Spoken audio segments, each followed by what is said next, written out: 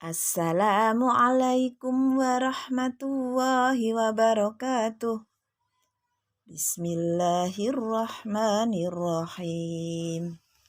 Allahumma salli ala Muhammad wa ala ali Muhammad.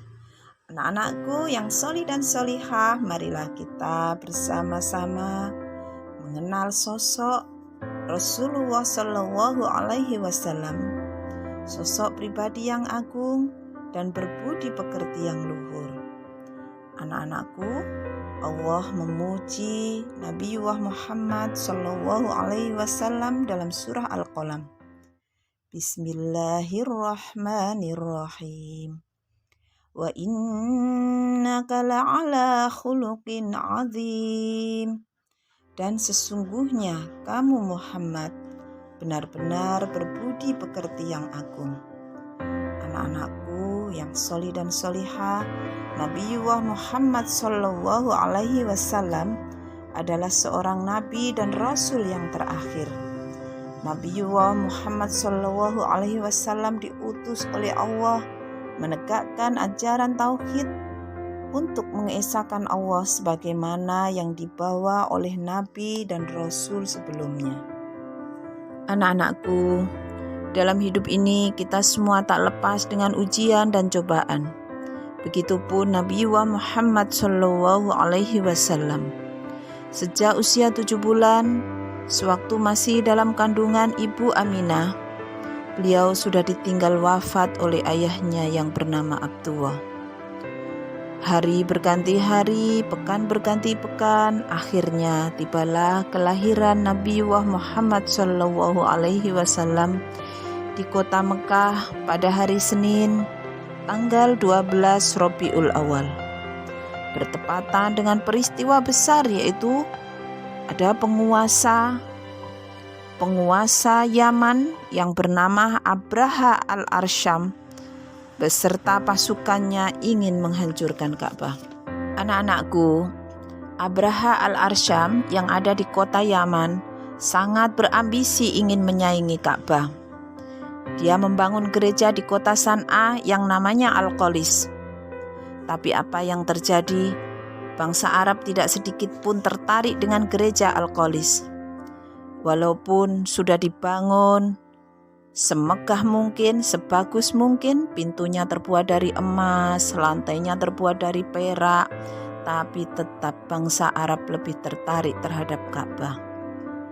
Dari situlah anak-anakku, ketika sudah bulat keinginan Raja Abraha dan bala tentaranya ingin menghancurkan Ka'bah yang ada di kota Mekah, lalu dipilihlah gajah-gajah yang kuat, yang sehat, kemudian dilatih setiap hari untuk menghancurkan bangunan. Segera mereka berangkat dari kota Yaman menuju kota Mekah. Anak-anakku, ketika pasukan Abraha sudah sampai pada lembah Muhassar antara Mina dan Muzdalifah, tiba-tiba langit mendung, gelap, seolah-olah mau turun hujan. Semua tentara Abraha terbelalak menyaksikan awan hitam yang berjalan mendekatinya. Setelah semakin dekat, ternyata awan hitam tadi itu ternyata pasukan burung ababil yang dikirim oleh Allah Subhanahu wa Ta'ala yang membawa batu kerikil dari neraka untuk mengazab Abraha dan bala tentaranya. Seketika tentara Abraha hancur tak tersisa. Anak-anakku, Kisah Abraha ini diabadikan oleh Allah dalam surah Al-Fil. Bismillahirrahmanirrahim. Alam tara kaifa fa'ala rabbuka bi ashabil fil. Tidakkah engkau Muhammad memperhatikan bagaimana Tuhanmu bertindak terhadap pasukan bergajah? Kemudian di ayat yang terakhir, faja'alahum ka'asfim ma'kul, sehingga mereka dijadikannya seperti daun yang dimakan ulat, jadi tak tersisa, semuanya hancur. Anak-anakku, inilah peristiwa besar yang terjadi pada tahun kelahiran Nabi Muhammad SAW yang dikenal dengan tahun gajah. Anak-anakku, Nabi Muhammad mendapat ujian oleh Allah. Ketika lahir ke dunia, Nabi Muhammad sudah ditinggal wafat oleh ayahnya yang bernama Abdullah. Kemudian pada usia 6 tahun, Nabi Muhammad SAW diajak ibu berziarah ke makam ayah Abdullah yang ada di Yasrib yang sekarang disebut dengan Madinah. Tapi sayang dalam perjalanan pulang, ibu Aminah jatuh sakit dan akhirnya wafat. Lalu Nabi Muhammad SAW kemudian diasuh oleh kakeknya yang bernama Abdul Muthalib. Abdul Muthalib mengasuh Nabi Muhammad dengan penuh kasih sayang dan penuh perhatian. Tapi sayang juga, pada usia 8 tahun kakeknya pun wafat.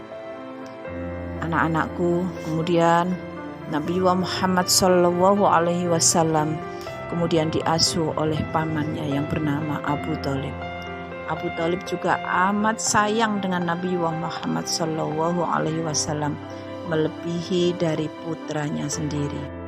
Anak-anakku, begitulah sedikit kisah lahirnya Nabi Muhammad SAW, penuh dengan cobaan, penuh dengan ujian, seolah-olah Rasulullah ditempa, dipersiapkan oleh Allah agar senantiasa bergantung hanya kepada Allah dan menjadi pribadi yang tangguh dan mengemban amanah yang besar, yaitu amanah kerasulan. Sekian, wassalamualaikum warahmatullahi wabarakatuh.